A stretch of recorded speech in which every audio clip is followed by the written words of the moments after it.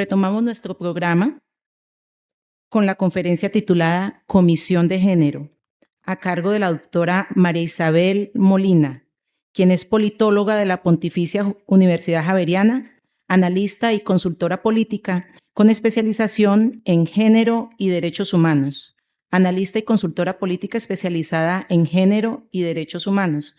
Ha desarrollado estrategias políticas inclusivas y participado activamente en proyectos de promoción de derechos fundamentales con énfasis en equidad de género, con una formación sólida en ciencias políticas y derechos humanos. Destacan sus ensayos y artículos en medios reconocidos, resaltando su capacidad analítica y contribuciones al diálogo público. Sus estudios avanzados en Derecho Internacional Humanitario, Derechos Económicos y Sociales, Litigio y Activismo y Libertad de Expresión respaldan su compromiso con la defensa de derechos fundamentales.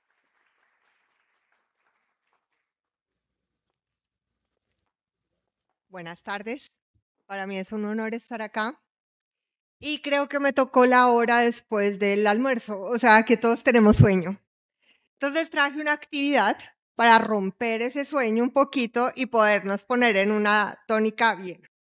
¿Todos recibieron la bolita? ¿La canica? ¿Sí? ¿Todos la tienen? Bueno, quiero que por un momento ustedes vean la canica. La observen. Es lisa. No pesa nada. ¿Listo? Es bonita. Y fuera de eso, a algunos de nosotros les trae un recuerdo, una añoranza en cuando estaban jugando canicas en la calle con los amiguitos del bar. ¿Listo? Ahora todos están sentados listos. Ahora quiero que la introduzcan dentro de uno de los zapatos que traen. Ahí donde están sentados. Ojalá quede en la planta, en la mitad.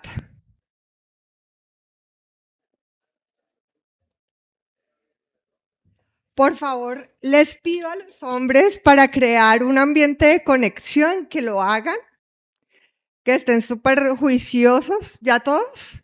¿Ya todas? ¿Sí? Ok, listo. Ahora vamos a levantarnos.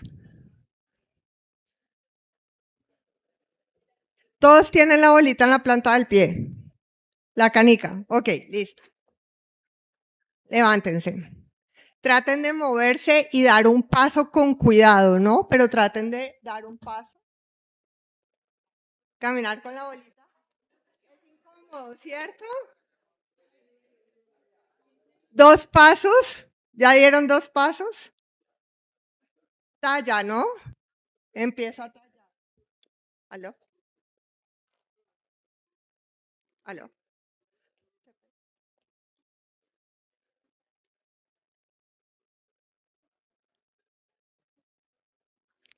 ¿Empieza a tallar un poquito? Ok, listo. Quiero que esta piedrita, esta canica, a partir de ahora se llama piedra. Y así es como caminamos las mujeres en Colombia, en América Latina y en cualquier parte del mundo, con piedras en los zapatos. Esa es la violencia de género. Es algo que no se ve, es algo que no pesa, es algo que no pesa. Pero cuando empezamos a caminar 2 pasos, 3 pasos, empieza a tallar. Muchas mujeres llevan 10 piedras, otras llevan 50. Pero imagínense en caminar así 10 pasos. Imagínense caminar así un día. Imagínense en caminar así 3 kilómetros, 10. Imagínense caminar así 30 años, 40 años, 50. Así caminamos las mujeres.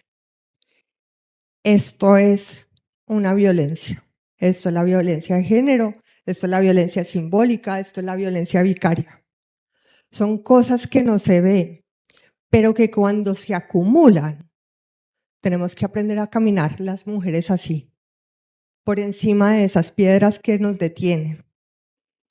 Entonces, quiero que a partir de ahora todos durante esta breve conferencia tengan la bola en la mano, pero que cada vez que la recuerden, cada vez que la vean, ya se pueden sentar, qué pena. Pero quiero que cuando vean, se la lleven y recuerden que aquí va y que no se ve. Eso es lo más importante. Si me dicen, esto es lo más importante. ¿Listo? Bueno, entonces, la justicia en clave de género, el rostro femenino de la independencia judicial. Listo. Entonces, las mujeres pertenecen o tienen que pertenecer a todos los lugares donde se tomen decisiones.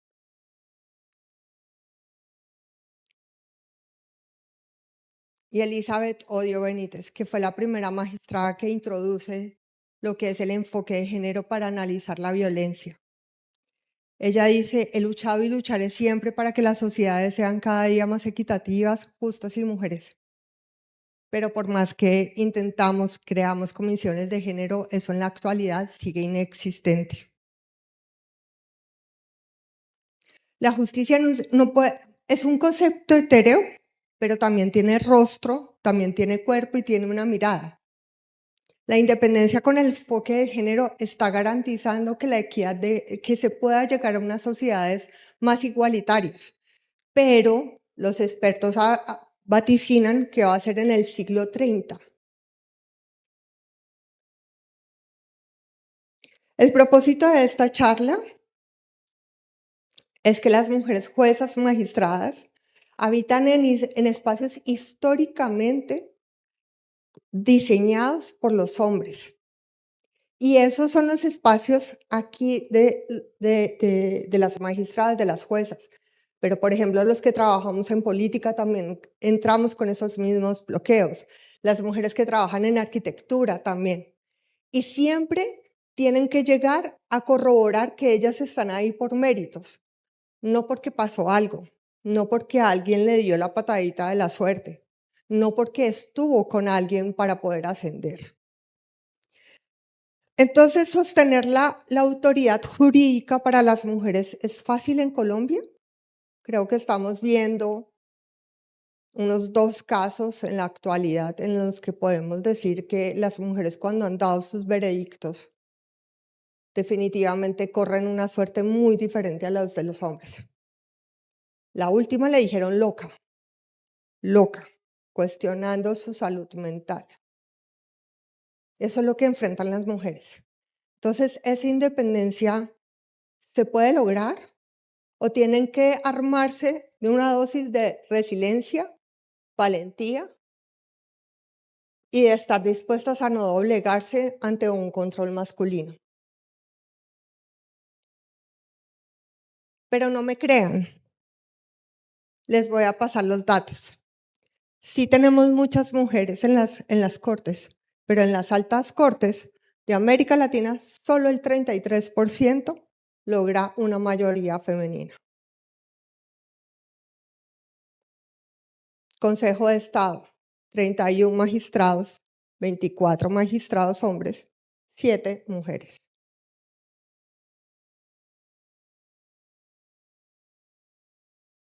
Corte Constitucional, 6 hombres, 3 mujeres. Un 33% solamente femenino. Comisión Nacional de Disciplina Judicial, 5 hombres, 2 mujeres. Corte Suprema de Justicia, 17 hombres, 6 mujeres. Consejo Nacional Electoral, 6 hombres, 3 mujeres.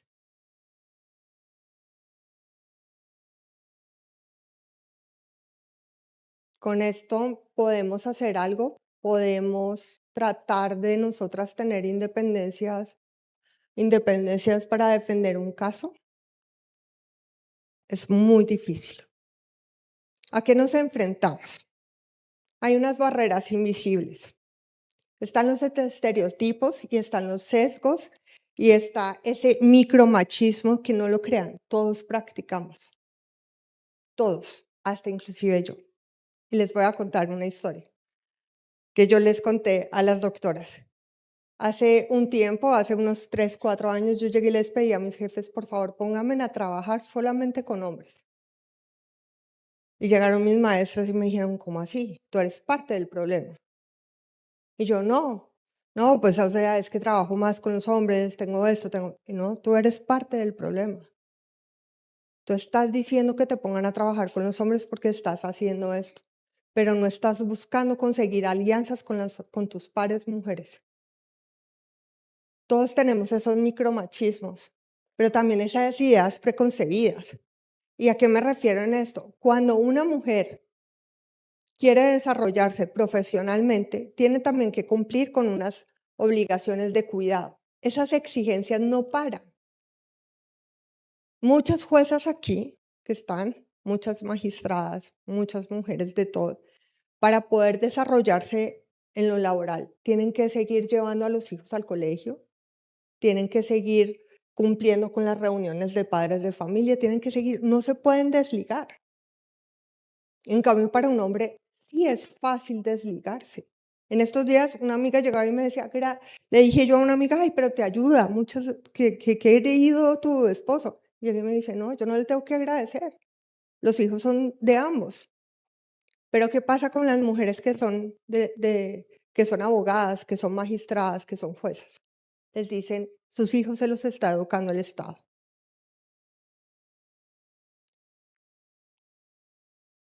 Entonces, a eso se someten. Cuando hablamos de las paredes que no se ven, es esa doble exigencia. Y esa doble exigencia, por ejemplo, les pongo un caso. Para el hombre es más fácil cumplir las 12 horas laborales, las 8 horas laborales. Para el hombre es más fácil trasnochar. Para nosotras tenemos que llegar a los hijos, acostarlos, revisar tareas, hacer un resto de cosas. Entonces las labores de cuidado empiezan a sobrecargar.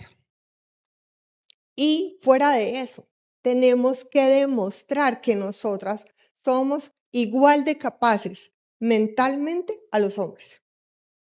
Si no, nos van a cuestionar con quién estuvo, a quién le tuvo que decir que le hiciera el favor de ponerla ahí, con quién tuvo que salir. Y cuestionan también nuestra dignidad como mujeres y como profesionales.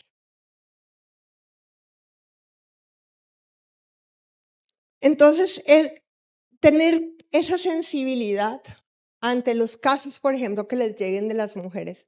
Hay muchas mujeres que no les pegan, pero los golpes son mentales. Entonces, cuando llegan esos casos, las juezas, las magistradas, las abogadas, tienen una doble tarea y es empatizar, pero también al mismo tiempo tienen que comportarse como un hombre, no demostrar emociones. Y aquí en la rama, a diferencia de otras ramas que están analizando la geopolítica de las emociones, por ejemplo, en los estados, para las magistradas, para las jueces, es muy difícil ocultar, tienen que ocultar los sentimientos, tienen que hacer a un lado esas emociones para no sentir, para no identificarse con la víctima, para no identificarse con esa mujer agredida.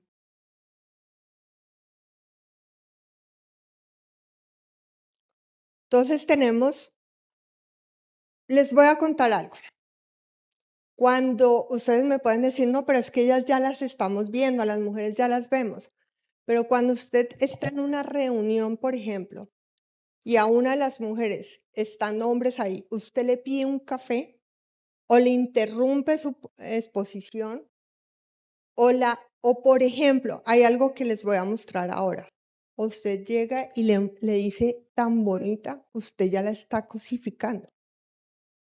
Y en estos días me decía alguien, pero es que nosotros también teníamos que ser galantes. Pero hay otros espacios para uno hablar de la belleza femenina. Y no cuando uno está con pares masculinos.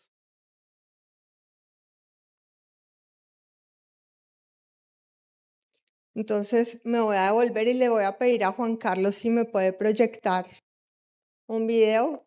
Quiero quiero hacer este juego con ustedes para que empiecen a notar estos micromachismos, sí. Aquí hacemos periodismo independiente sobre la política y el poder en Colombia. Hoy, en esta serie de entrevistas que hemos venido haciendo a los precandidatos que están en partidos o movimientos que ya tienen definido un mecanismo de depuración, vamos a entrevistar a María Fernanda Cabal. Abróchense los cinturones. Hoy estamos desde la redacción.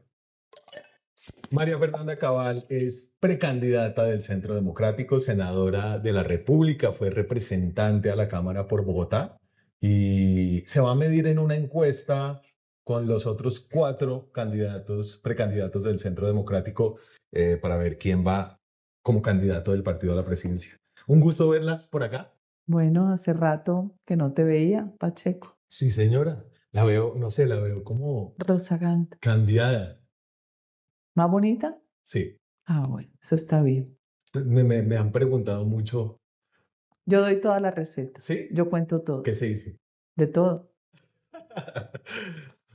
Pero se le recomienda al médico porque me han preguntado, yo quiero saber qué Todo se hizo. Ahí lo podemos parar. Yo a la gente más cercana le mando el nombre, a la menos cercana que le da pena que busque. Ahora sigamos con la siguiente. Yo soy Daniel Pacheco, editor general. Aquí hacemos periodismo independiente sobre la política y el poder en Colombia. Hoy tengo una entrevista con Juan Fernando Cristo, exministro del Interior de varios gobiernos y un hombre que conoce la política desde adentro. Estamos desde la redacción. Pocas personas en Colombia conocen también la política como Juan Fernando Cristo. Dice que no es candidato, pero nunca se sabe. Nunca se sabe. Ahí lo podemos parar. Yo no soy candidato. Ay, pero bueno. ¿Alguien notó qué pasó?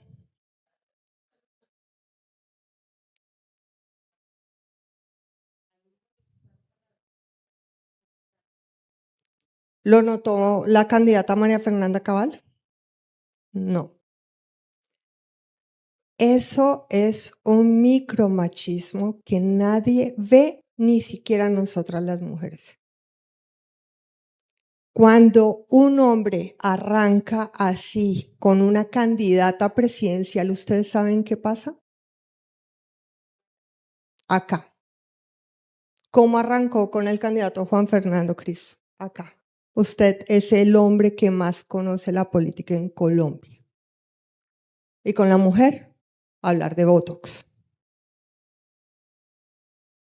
Cuando yo he asesorado campañas de mujeres, les digo, ojalá tengan la valentía de mandar un pequeño manual para el medio que las vaya a entrevistar, en donde le pidan que ni siquiera se haga alusión a la edad. Él le pregunta la edad.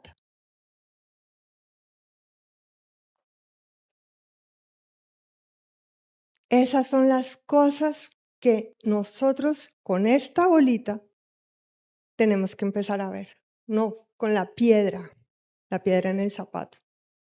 Por eso quiero que la mantengan, porque esas son las cosas que nosotros no nos percatamos. Entonces, cuando me decían, es que no las podemos aludir, o sea, reseñar su belleza, porque ya todo es malo, y entonces, ¿qué tenemos que decir? Díganle y háblenle sobre su inteligencia, sobre cómo o sea, yo le destaco a usted que usted es una doctora preparada, usted ha estudiado, usted ha camellado, pero no le vuelva a decir nada, ni siquiera por los ojos, ni el cabello, ni el peso, ni nada.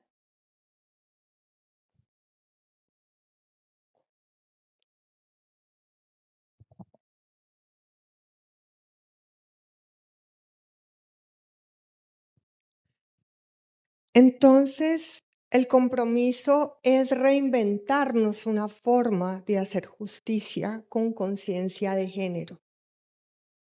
De verdad que el desafío increíble después de tantos años que estamos tratando las organizaciones feministas, hay un grupo de abogadas que solamente se encarga de hacer lobbying para que en la justicia haya un enfoque de género y no sea pisoteado, porque a la hora de decir, es que ya están ocupando, ya están ahí, ¿qué más quieren?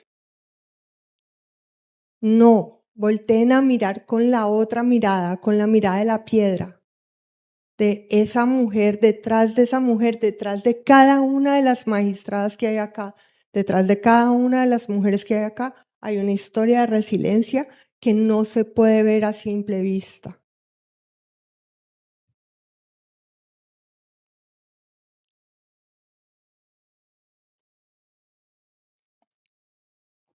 Pero otra cosa que tenemos que, y esto sí va para las mujeres, es que tenemos que aprender a que esta lucha no la ganamos por separado.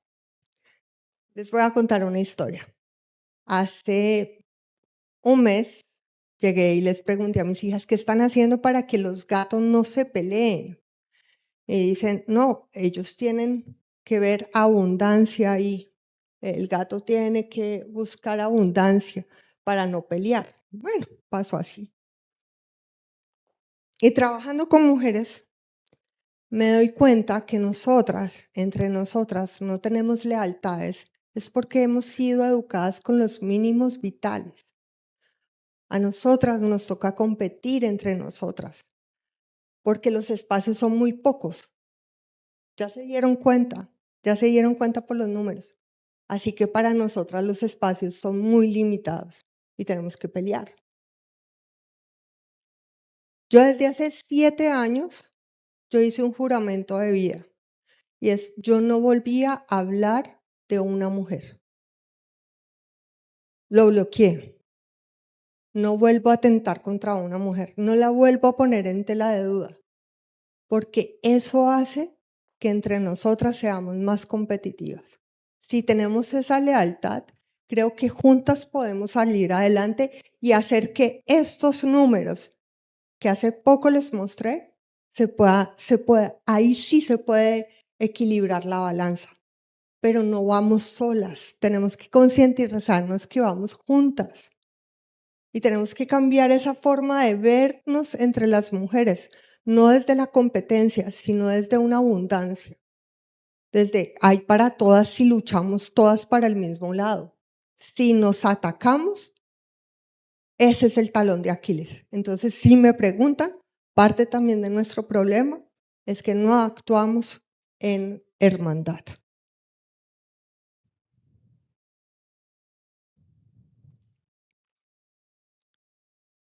Entonces llega la pregunta, pero María Isabel, entonces, ¿qué hacemos si todavía no se ha educado a la rama con enfoque de género, si a los jueces les da indiferencia ir, si no participan? ¿Qué más podemos hacer? Entonces ahí traje esto. ¿Cómo se logra ese cambio cultural? Mentorías para las mujeres. Hace unos 4 años estaba en una reunión de políticos, líderes políticos, había un político muy sobresaliente que le tengo mucha fe para esta campaña, y llega una mujer y les dice a las otras mujeres, hablen, pero ¿qué hubo? Exprésense, si ven, les están dando el micrófono y ustedes no quieren hablar. Entonces yo me paré y le dije, oye, espérate un momento. Tú has tenido educación, tú has tenido una formación en liderazgo político, tú has tenido estas y estas y estas condiciones. Ellas no.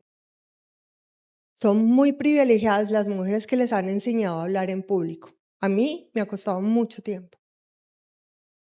Entonces, las mentorías, mientras llega el enfoque de género, mientras llega la capacitación, mientras llegan esas cosas, empecemos a hacer esas mentorías.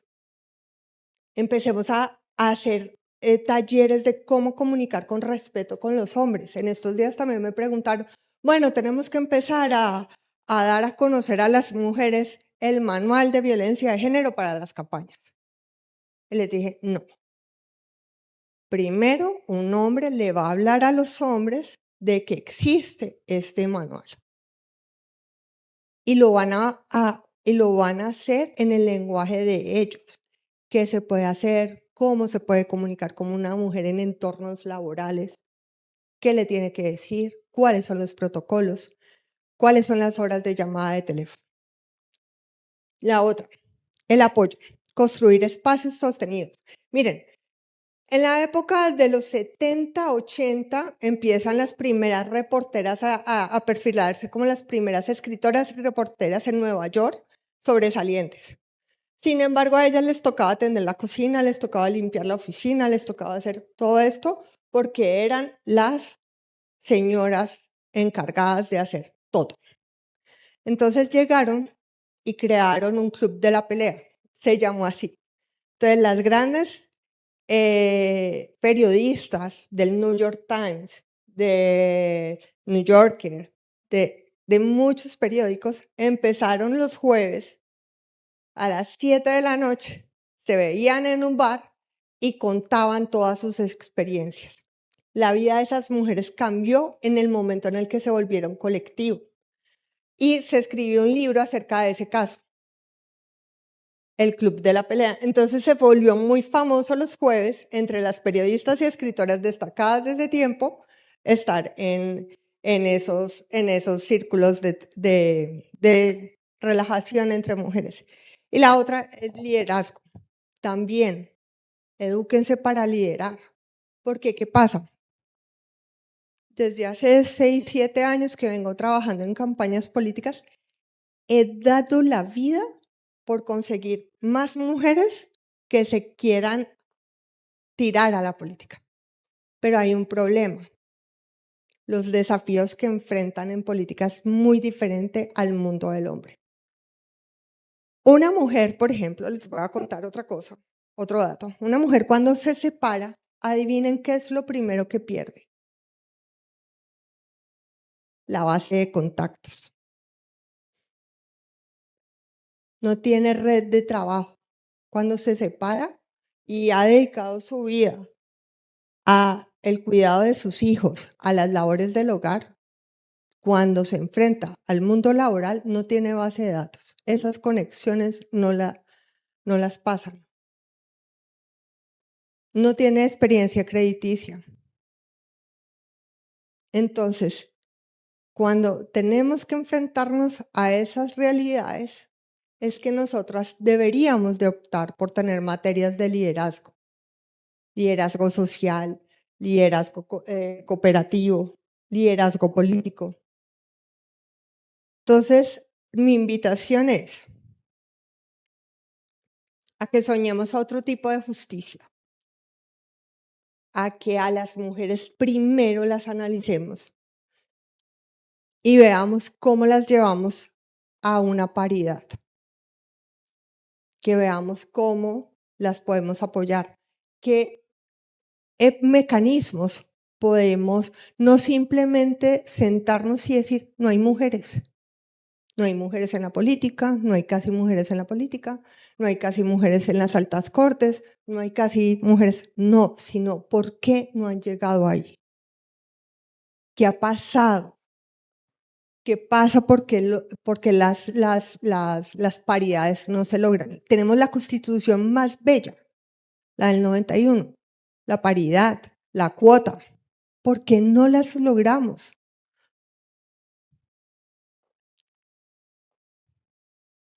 Entonces, pienso y me llena de orgullo estar acá hoy con personas tan grandiosas como ustedes y me llena también de mucha fe saber que la justicia a partir de ahora ya no será tan ciega y que hoy abrirá los ojos a las mujeres con dignidad y poder. Muchas gracias.